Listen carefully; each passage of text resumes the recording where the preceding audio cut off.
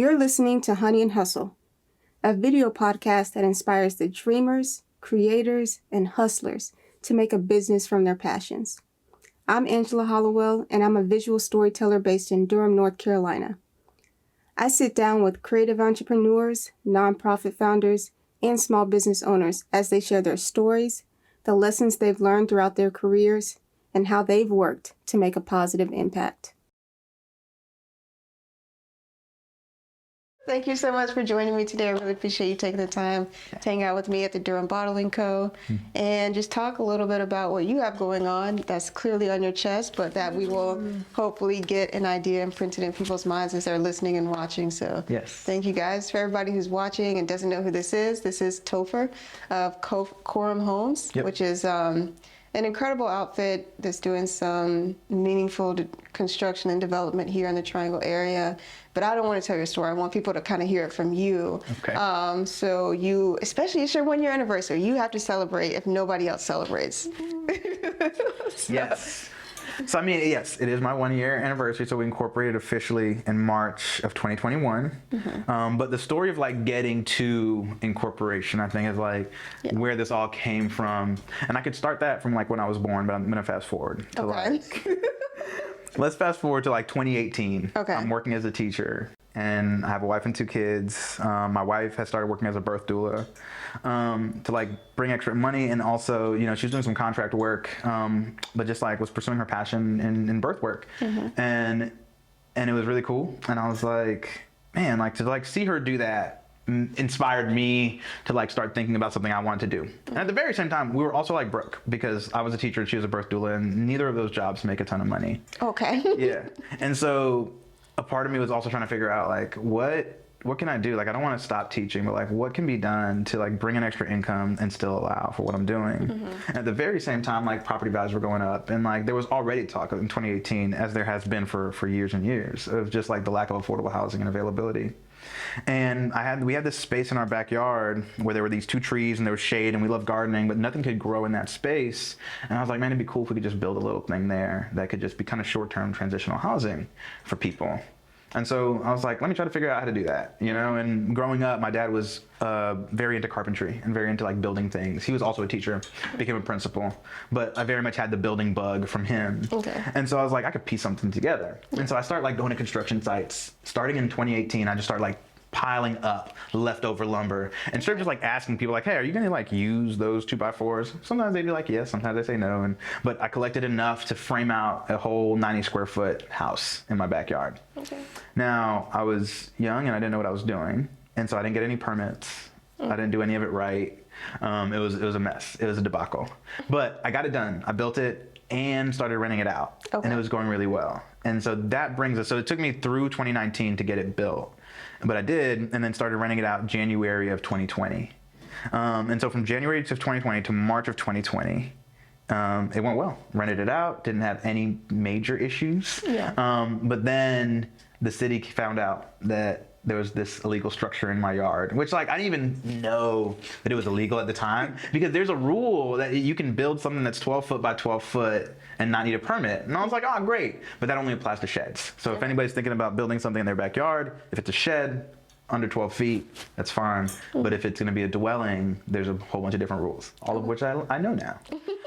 So that was like the first major error. And but at that point, money had come in from the rent, and it was feeling like a good idea. I was like, okay, there is something to this. And I was like, you know, people were telling me nobody's gonna live in a 90 square foot house, you know, and I'm like, we'll see. Yeah. But they did, and that was cool, and that was enough for me. March 2020, obviously the world kind of comes crashing down. A pandemic hits. I start teaching from home, and so I have all this time now to tear down the structure, read the code book, read some architecture books, read a lot more building and planning books, and then redesign and restructure a building, get it all permitted correctly. And so from March of 2020 to August 2020, I tear it down, redesign, rebuild, and put an appropriate permitted structure in my backyard. Okay. And at the very same time, down the street, in about July of 2020, one of my neighbors was getting evicted.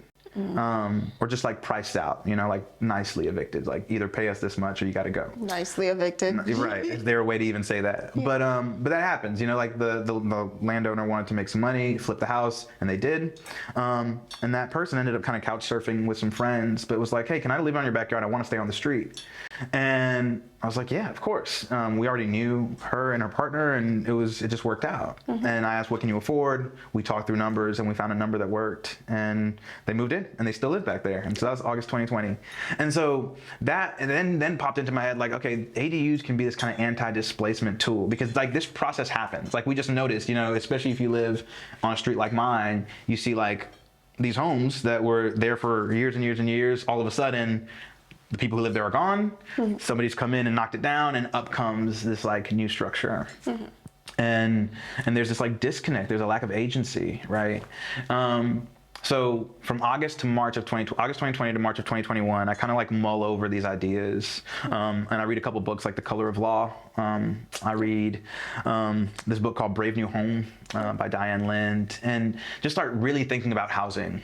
And I'd gotten to know the Bull City 150 website as well, which talked about just housing inequity in Durham. And like all of these things conflated to just like compulse me to do something, aside from just the one in my backyard. Like there was the one in my yard already, but it was just like, okay, there's something here that I think could be done. And people were building ADUs, but I wanted to figure out how could we do it for folks in my position, like cost burdened homeowners, for the purpose of people who were being priced out of their living situation.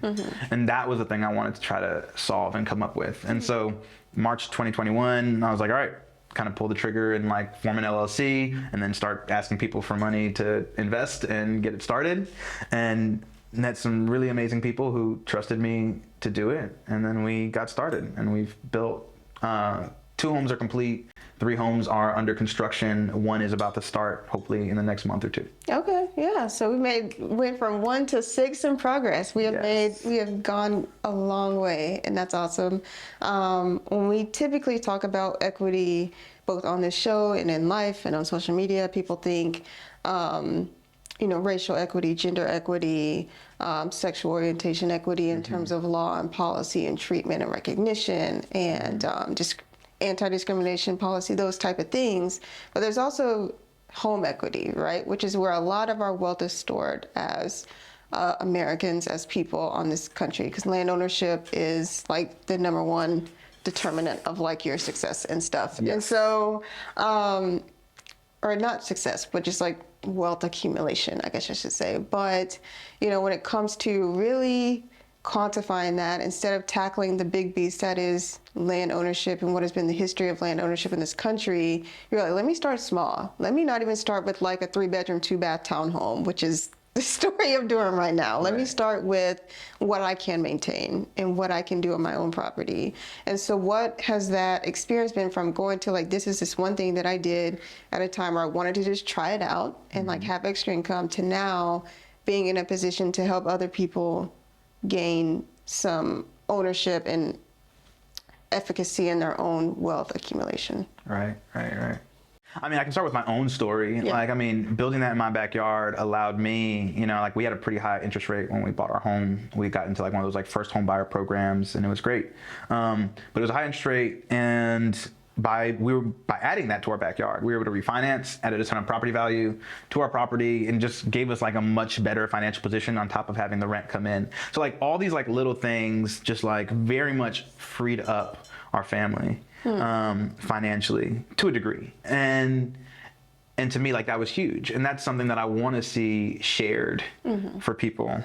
But also, like, I want to see equity, that home equity, shared amongst people. And going back to like you touched on land ownership, you know, like in a very small way, Quorum is trying to like hint at some of the trouble with land ownership, and inherently what land ownership does, like, not that I am a homeowner and I own land on top of my home ownership, right? But what it does is it does implicitly cause us to delineate like what's mine and what's not, and take ownership of something that really is none of ours, right? Like I don't own the land that I live on, right? I'm gonna die eventually, and that land's gonna be for somebody else. And on top of the fact that all of this land was stolen to begin with. So there's that, right? And so like part of what an ADU does is it pivots your view of your own space, right? Like, and this was an ongoing conversation in my own home, like with my own family. I have like a wife and 2 kids, and now we have this house in our backyard and these new people in our backyard.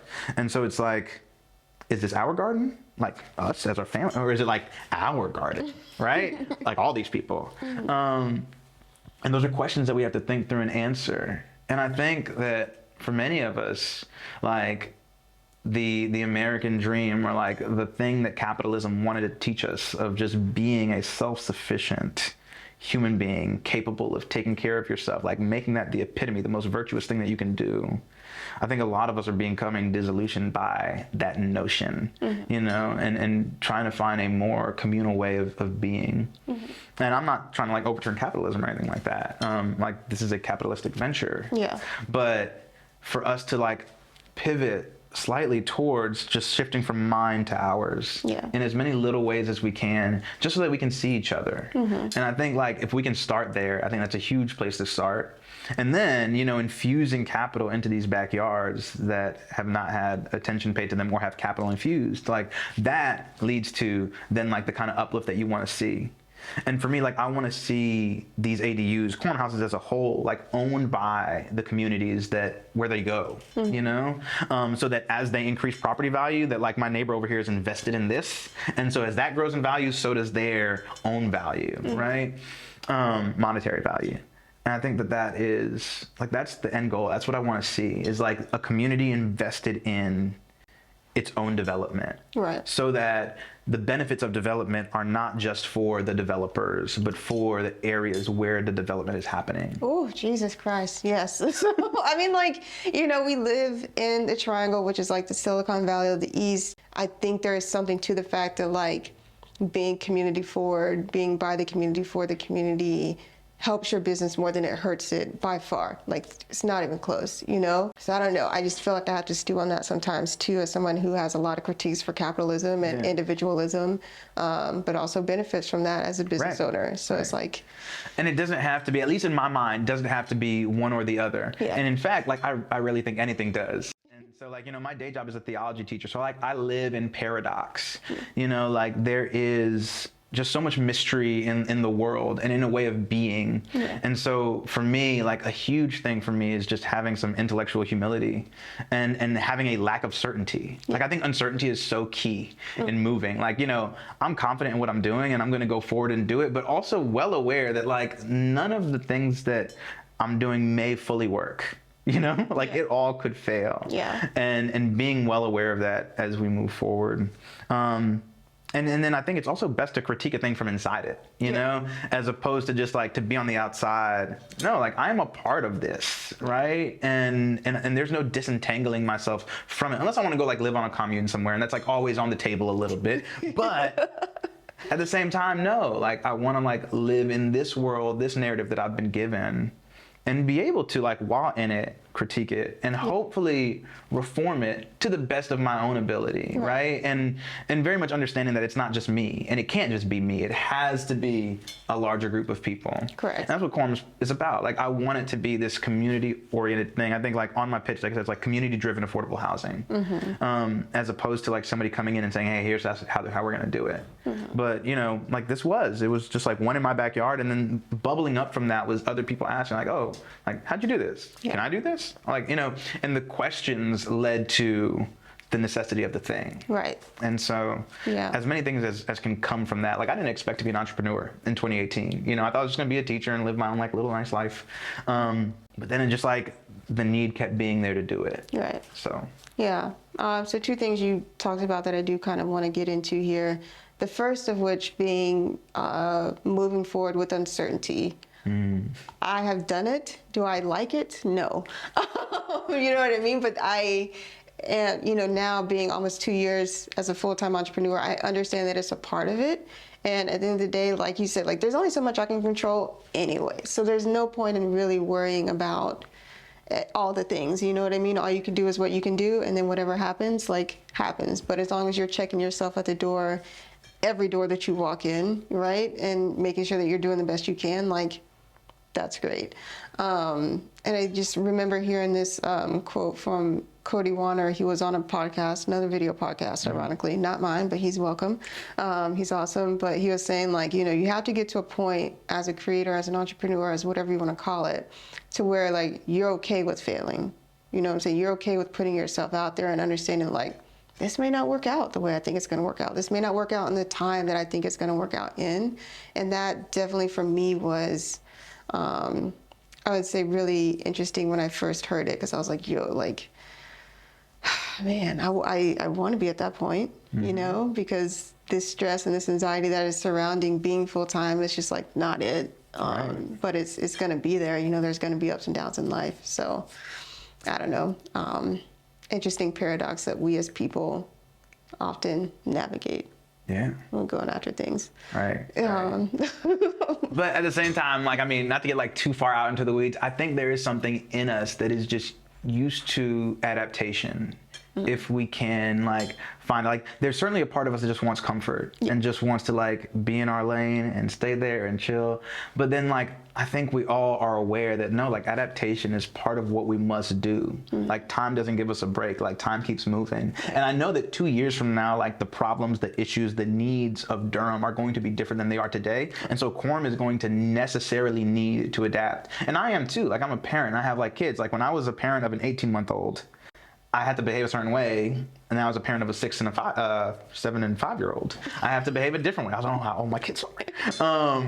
You know, like, pivoting that's like the biggest lesson that I've learned as an entrepreneur, which I think being a teacher was already like a good, like, preamble to getting into entrepreneurship, because as a teacher, like, I mean, you're just always pivoting. And, like, I started teaching in 2010, and students in 2010 had just, like, different brains than students in 2020. Like, that was like pre-Instagram, which is crazy. And now, like, you know, my students are like on TikTok 24/7. Yeah. And so, and like, you know, it's just like, and it warps our minds, and we know that. And so there's just like, our world changes, and it's changing at a fast pace. Right. I almost quoted Ferris Bueller, but I'm like, not going to do that because I don't think that's necessary. That's what popped into my head just now. I mean, I'm from Alabama. I'll allow it. I mean, if you feel it's necessary, but we don't have to go there. But yeah, so the second thing you talked about was really diving deep into, you know, what it means to, I guess, just have agency in what things look like too. So, like, yes, having that, like, risk part of it and leaning into that risk as you move forward in life, but also, like, enacting agency in the work that you do as someone who still has the option to just say, you know what, I don't want to do this anymore. I'm just going to be a teacher and just going to collect my rent, and I'm just going to keep it moving.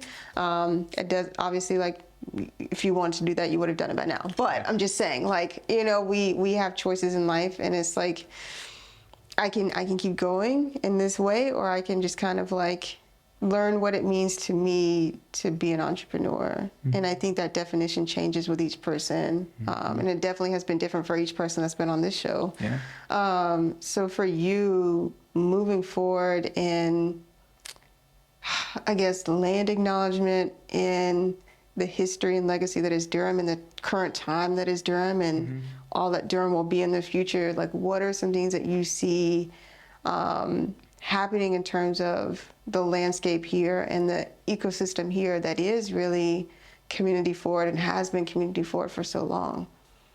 So I'll start with the agency piece and move back to the community piece.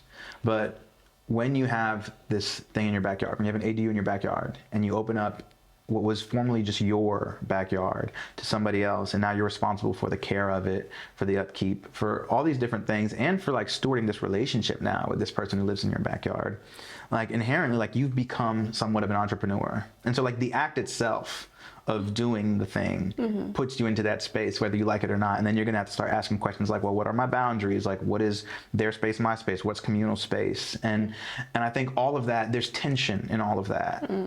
But I think it's good tension. I think it certainly built up my wife and I and my kids as we've shared our space.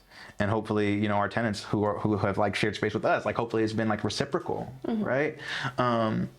And I think that that's going to be the case for whoever does this work. And so I think inherently it does that. And eventually, like right now, the way Quorum has been structured is a couple major investors have put in funds that have allowed me to go build some homes, right? And my hope is to be able to have it be like myself, you, other folks in the neighborhood being able to pool funds to build an ADU. And then as homes in the neighborhood rise up in value, because we all have a share in this, like all of our equity, all of our monetary value is going up as that increases. Right. And so when I look at that, like if we could do like 1,000 of these across Durham and all Durham invested, as Durham grows and the property values rise up, all of our shares in these initial builds are going to go up with it. So there's that. And then on top of that, like going back to like the pivoting and as things change, like I want, as I build that community, for the community to dictate like what happens next. And so like something that I'm seeing right now already coming from that is tiny home villages and like pocket neighborhoods. And then so I've met with, there's 4 folks I'm meeting with right now there's 2 up in Bragtown, one's a Raleigh one, and then another one's in North Durham, but on the other side, not the Bragtown side, the other side of North Durham. And these folks are like wanting to create these pocket neighborhoods and more intentional community. And I'm learning a lot from just experiencing, like walking the land with them. Like one of them, the lady who owns it, when she purchased it, it's right behind Stagville Plantation, which has a rich history to it, a lot of blood in that soil. And she had, the name of the tribe is leaving me right now, but she invited. It's not the Lumbee, is it?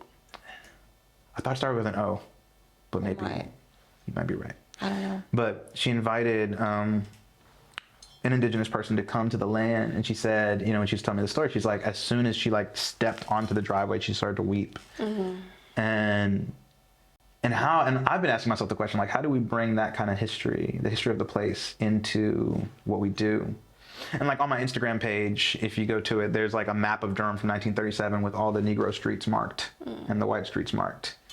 And like, I mean, the intentionality of like what's been done, and the Bull City 50 website has like all these resources as well, but how to bring that in, that consciousness into what we build and have those voices heard through what we do, I think is going to be key. Now going back to the whole community piece, like to keeping Durham that way, right? Instilling that history in the things that we create is so key to keeping Durham the communal place that it is. I think Durham does a pretty good job of that. Yeah. But with how many people are flooding in, the risk you have as a city losing its ethos because, the people coming in are coming from all sorts of different places, and those places have their own histories. Yeah. But like to then have it enfolded into Durham's history, and I've done that. Like I was born in Fort Lauderdale, Florida, and my parents are Haitian, and they were born in Haiti, and we bought that history to Florida. But then when I moved to Durham, it took a while before I like learned Durham's history. But now, having been here in North Carolina almost, maybe like 8-9 years now, like a third of my adult life has now been here, and I've very much like adopted and had the history of this place, the ethos of this place living now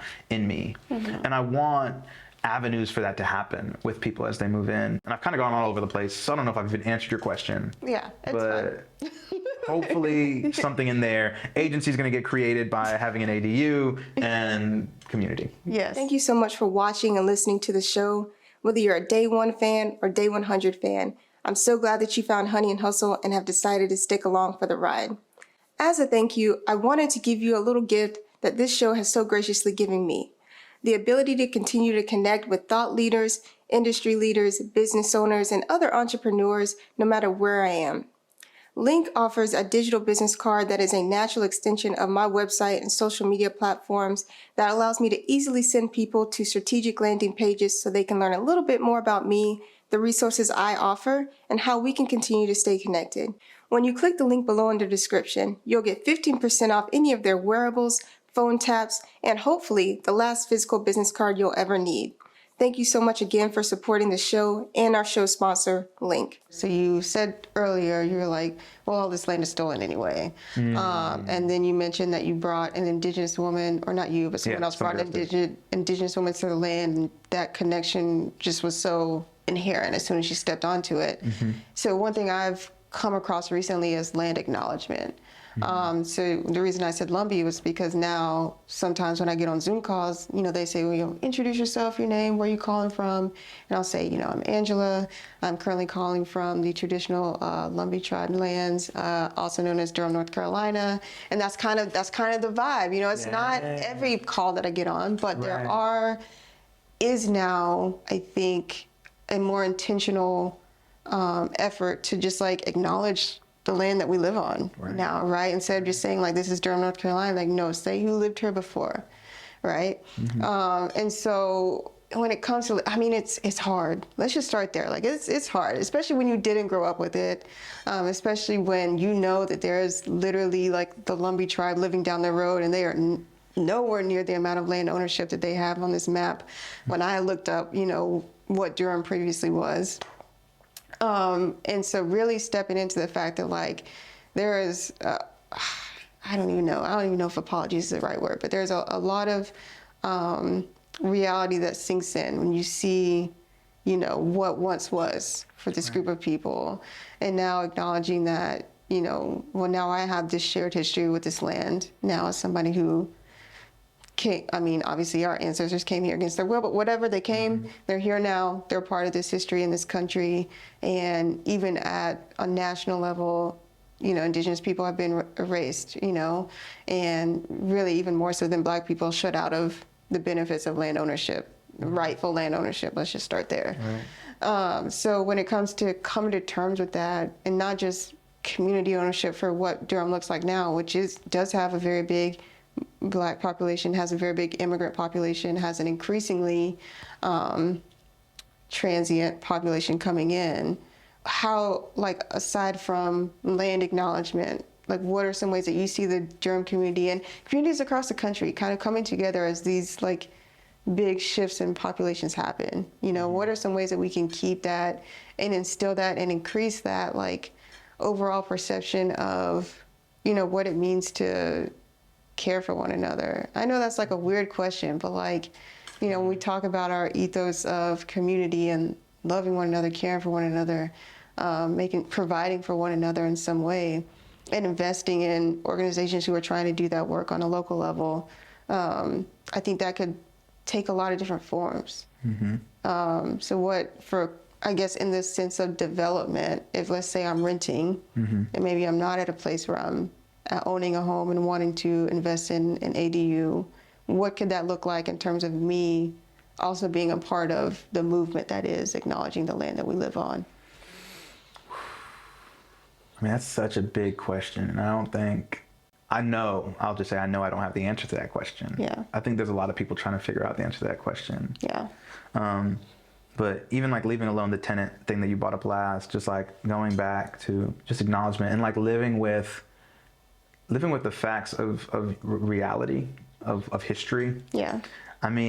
That alone, like you learn things, right? Like, and there's like a nature of this that happens as we grow up. Like when you're 5, there's a certain amount of truth that you can handle, like, and there's like Ibram Kendi's anti-racist baby book. And like, there's like different people trying to do like different things to do age appropriate teaching of these things. But I think for a lot of us, I know for me personally, like the history that I was given was a very whitewashed history. It was not a full-orbed history. And then coming to terms with that, and I love how you're doing it on Zoom calls and just coming in, this is where I'm coming from. It was expected, I feel like, at first, and then I was like, okay, I need to get used to this. Right. I like it. I might like adopt that. But yeah, like, I think at all times a little bit, and partly because I'm a history teacher and because like, and I have to try to also not be like jaded. I'm so used to like every year in one of my classes, I teach through the Bull City 150 website and go through land in Durham. And you can just get to the point where you just talk about it and you don't think about it. And it is what it is. You disconnect your body from the thing. And man, like, I think it's so important to actually just sit with it and recognize it. Because there is the fact that we also can't change what was done. And so what level of lament, of sorrow, of acknowledgement is necessary, and how far back do we go, and I don't have the answer to any of those questions. It's hard. And I do think what you're doing and talking about it is at the very least where we start. Yeah. Right? And then together coming up with what's next. And I mean, being able to, while within the system, going back to where we started, of just like having a critical eye of the systems that we're a part of. Yeah. Yeah, and just owning the fact that these are broken systems, that, like, you know, James Madison in the Federalist Papers, right, we must protect the minority of the opulent from the majority. You know, like, our country was designed in a sense to make sure that private property and those who had wealth were protected from the fact that the majority of people don't. And I will say personally, like, I want to live in a world where we all have all our needs met. Yeah. You know, and part of quorum, like, what I want to see is like the financial freedom for people to then be able to go after their creative passions. Like you and I were talking about before, if like you get into pursue the things you want to pursue, Yeah. you know, like there's a certain level of financial stability you need to do that. Or else, like, I mean, if you're making $7.25 an hour and have 2 kids and like you can barely make rent, or you're behind on your rent, Yeah. you know, like that's all you're thinking about. Yeah. You know, there's nothing else. Yeah. That sucks up all the creative residue Yeah. that exists inside of a person. Yeah. And that's just the financial piece. Then there's like, you know, the deficits we have communally and just relationally, Yeah. right? Our inability to see one another. And then you combine those deficits, Yeah. and it's just like I can get so just downtrodden on the state of the world as like I continually see people unable to see one another. Yeah. And people have been writing about that and seeing that for a very long time, but it doesn't seem to be getting better. Yeah. And I guess that's where I was kind of going with that question, because it's like, okay, yeah, these are the ways that I'm having these conversations about land acknowledgement, but these are also places where people, one, it wasn't my idea, you know, someone else set this tone of like, this is how we're going to acknowledge where we live. Like, yeah, you can still say Durham, but also say what Durham used to be, whose land this used to be. And so I'm also doing it in spaces where other people are like-minded, you know what I'm saying? And so I think there's, you know, there is this concept of like wanting to be around like-minded people, but what about the other people who aren't like-minded, but that also still live in your community? Like, Right. you can't just like exclude them from the conversation, you know what I mean? Like, they also need to be a part of what's happening. Maybe that's not the best way to say it. They also, it is, as a community of people, like, I do not agree with the fact that, like, you know, it's not fair for us to, in our own way, be individualistic or only care about the people who look like us, because that's what everybody before us has always done. Yep. That's not the definition of community, right? That we want to continue to reinforce and like reinstill in people, Right. And make other people feel like they don't have a place in our world that we're creating or trying to progress and stuff like that. And so I think there's something to be said for how we approach not only conversations that you have with clients, that you have with investors, that you have with people in the community that you're working with, but also people who are just curious about like, well, what makes, you know, my development not community centered? Right. Or, you know, like, how can I work towards doing that and still have a profit? Or, I don't know, just all the questions that come about. Like, I saw something on Twitter the other day, and it was this guy with a lot of followers, like 20-something thousand followers. And he was like, you know, what I really don't like these days is the entitlement to people thinking they deserve housing. And it's like, I don't think that's what people are trying to say. Like, there's a very nuanced conversation that needs to be had around affordable housing, what that looks like. And I still think for a majority of people who may not really understand or have understood in the past what it truly means to be house poor or like those type of things, housing insecure, what it can look like for a community to come together and say like, hey, affordable housing needs to be had, because like moving outside the city just isn't an option for me. Maybe I have an older relative I need to take care of. I have kids that I need to provide for, and like there just aren't as many opportunities if I move outside of the city. Like, there's a lot to that conversation of why affordable housing needs to be available.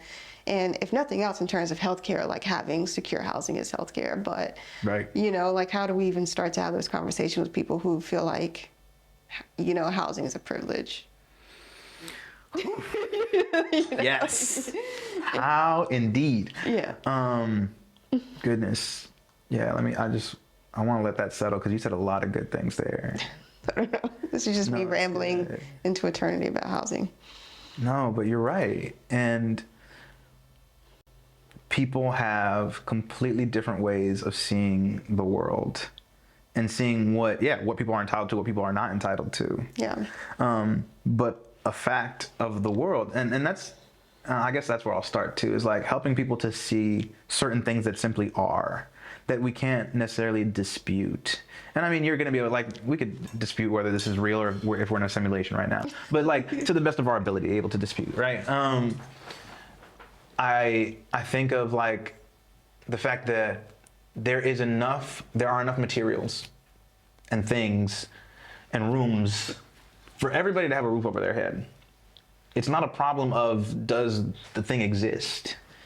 It's where are the pipelines, the avenues, the pathways to get the people who have connected to the people who do not have, right? I mean, I read in a book, there's a book called Sacred Economics by this guy, Charles Eisenstein, and he writes in there, half the world wastes enough food to feed the other half that starves. Yeah. And I mean, that's just true. Like, you know, we waste a ton. And there's just so much unused land, underused land, or overdeveloped land where, you know, like, not that it's wrong to have a 10,000 square foot, 8-bedroom, 5-bathroom house for yourself and your dog and whatever, but and this is a question I'm about to ask, like, how do we get to the point where what's good for me is good for you? And like, I'm not gonna have this extra good at the expense of you. Mm-hmm.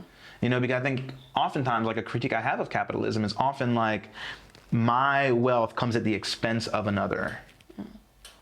And how can we avoid that? How can we build systems within a capitalistic structure where, no, like, what benefits me also benefits the least common denominator, like that also uplifts everybody involved. Yeah. And I hope Quorum is that. Like, as I'm developing it, like our financial products, the homes that we build, like, that is my design question, is what do we share? What do we hold in common? Mm-hmm. And how is it that everybody involved benefits in a sustainable way, right? And in an equitable way. Right? If you are $1 billion investor, like, you don't need as much as person over here who can only afford a $300 a month rent. Mm-hmm. And so, like, what are the areas where you can give and still turn a profit, mm-hmm.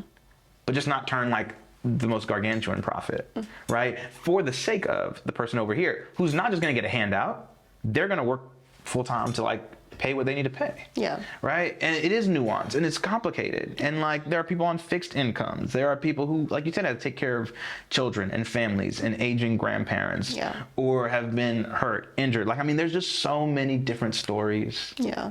And I don't know, just curiosity. Like, I want people to have curiosity, yeah. about other people and other people's stories. Yeah. Just to the point where we're going to be empathetic, where we're not going to say, oh no, I see it this way, and if you don't, you're outside, I'm inside, and we're done talking. Yeah. Yeah. And so for me, like, and I hope Quorum can do that, because I do think, you know, I think I like toe the line enough that whatever side of the aisle that you're on, that there's something here for you. Mm-hmm. And that is something that I want, you know, because I don't want to silo myself into just like, these are all the people, this is my little echo chamber, everybody here thinks the same way I do. No, like, I want to bring along the person who is everything that I'm not, mm-hmm. and have them a part of this as well. Yeah. Because we're all tied together. Like, we are, whether we like it or not. Yeah. I think early on, like, so I went full time into ANJ's studio May 2020. All the years are running together. But one of the first terms that I heard when I started doing work with nonprofit and nonprofit video storytelling was this term mutual aid. Mm-hmm. And I got out of using the word handout so much, mm-hmm. because of that concept of like, no, helping you is also helping me. Mm-hmm. Like, this is not a handout, you know what I'm saying? Because at some point I needed help. We all need help at some point in life, you know? So it's kind of like, I got out of this like whole handout thing. Like, maybe, you know, there are times when you are, you know, like, there is a hierarchy, you know, class hierarchy, whatever, social economic hierarchy where, you know, yeah, like, there is somebody who has more money, has more resources, that is helping someone who maybe doesn't have as much, you know, more resources or access to finances. But like, helping them also helps this other person. Yeah. You know what I'm saying? It's just like teaching. It's like, do you only teach and pour into your students? Do they not pour into you? You know, like reevaluating our understanding of like reciprocal relationships is like so huge in business, in life, in community, and family, and all the things. Right. It's just like, how can we get back to helping people understand that like mutual aid is a two-way street? You know, this is not a handout. Affordable housing is not a handout. You know. Right. So yeah. Right. And that works on like just like the relational level, but then also like even if you think like big system level, like if there were no poverty, everybody's better if there's no poverty. Yeah. It's not just the people who are in poverty who are helped by that. It is all of society that is helped by that. Yeah. And I think like on one level people do understand that, but it's hard to go beyond, especially when once that moment when it comes up against you. Yeah. Because I've met people who are like, oh, this is a really cool idea. And then it's like, can I build in your backyard? And they're like, not in my backyard. You know, When it like, comes to me when it comes to me, no. Yeah. Oh, that's cool that you want folks to like take a little bit less and not profit as much so that you can do this other thing at this price point. That's great. Okay, do you want to invest? No, I can actually get 20% returns over here. So like, that's the way to go. Yeah. And for me, I had to come to that realization because like, you know, I went from teaching to like trying to fundraise and like make this happen. And I was like, oh yeah, like this is going to be great. Investors taking a little bit less so that we can build a little bit smaller so that prices can be affordable. People can stay in the city. Yes, yes, yes. Win, win, win. Everything's going to be great. People are going to want to give to this. No problem. Yeah. And some people did, but the amount of no's that I have heard. Yeah. To the point, like going back to what you were saying, like checking yourself at the door. Like you can't be any type of creative if you're going to or entrepreneur if you can't take the no's. Yeah. Because I mean, So for many every no's. so many no's, So many no's. so many. Yeah. And I mean, like I'm to the point where you know just. You get used to You it. get used to it. The first couple ones sting. It's like, I thought we had a connection. Yeah. But then it's like, oh, it's fine. You just gotta keep on going. Yeah. You just keep moving. It's all good. And it is what it is. But I agree. Like I mean, I want people to get to that place where they can see that. And I love the term mutual aid. I mean, on our website we talk about mutuality and solidarity, like those two things, because it's not just like that me helping you helps me, but like also the extent to which like your experience is like my shared experience as well. Yeah. Like we all have our own experience of the world. Yeah. But at the same time, you know, I think it's important that we all still feel the things that other people are going through. Yeah. Like I remember the first, like when Putin first invaded Ukraine, just to get like real broad, but like I just felt so heavy that day. Like I don't know any Ukrainians. Yeah. I don't know any Russians either, as far as I know. But like seeing it and just knowing like that is a fellow human being. Those are fellow human beings. Yeah. Like they all woke up this morning at some point. Yeah. And then got dressed or didn't get dressed.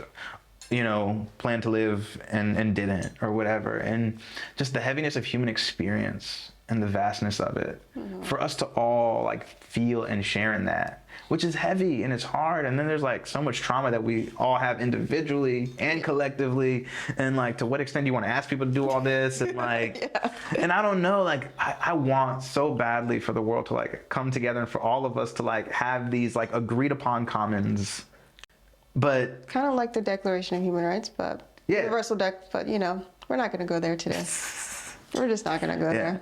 But to your point, like how, you know, and for me, I thought housing was like a good place to start because it's like everybody thinks everybody needs a house. Yeah. You know, that person who says like, oh, it's a privilege or whatever, and like, you know, this is not something that everybody should have. Like even they think I mean, I'm assuming, but I think that they would still say it's a nice thing to have. Right. Right? Even if it's not like owed to you, it's a nice thing to have. And if we can agree on that, then why not make a way, an avenue, a path, so that that nice thing is something that everybody can have? Because we don't have to agree whether it's a human right or not a human right. I might think it is. Yeah. And that's going to be me. But if you don't, we can still agree that it's a nice thing to have and that people should have it. Yeah. And so let's make a way. And let's there's nice things that come with having a house. And yes, exactly. Yeah. And then going off of what you said about just like there is no handout. Like we all have been giving handout. Like I think that's the argument that like hearing people say like I'm self-made or that whole concept is just false from the beginning. Like it just has a false presupposition. Yeah. Because there's nothing, you know, even existence. Like I did not create myself. Right. And even the person that I've become That's shaped by like a billion occurrences, none of which that I invented or developed. Like I did not write the code that developed my brain. It just is the thing, the deck that I was given, right? And to say that this is mine is just, I don't know, it just feels backwards and just doesn't make sense. Yeah. And so, yeah, little ways of helping people see that, I think are huge, and talking about it. Yeah. So here to the little ways and to talking about the land that we live on and the community that we love. So thank you so much for joining me. I really appreciate you coming in. I'm sorry if I asked you so many heavy questions. I need to get better at like shortening my questions, but sometimes I have to frame them up so it doesn't sound like they're coming out of the blue. Right. I don't know. And I love heavy questions. I know it's weird, but It's okay. It's good. I'm glad you like it because I did bring you here to ask you questions. So, and I did ask you questions. So you did it. I did. So can you tell people who don't know you how to find you online? Sure. So you can go to Quorum Houses, CORAM houses.org. That's our website. Quorum Houses on Instagram, and I'm Topher Thomas. Short for Christopher. Short for Christopher. Yes. Yeah, my parents are Haitian, and my mom thought Chris sounded too much like Christ, and she was like, I don't want people calling you Jesus. I don't like it. And I was like, okay. In America, though? I don't know anybody who's ever confused a Chris with a Christ, but, you know. Right. Shout out to your mom, though. Yes. Just like, I'm not going to. She didn't like, I think she didn't like for herself. She was like, no. So Thank you so much. thank you. Yes. Loved it.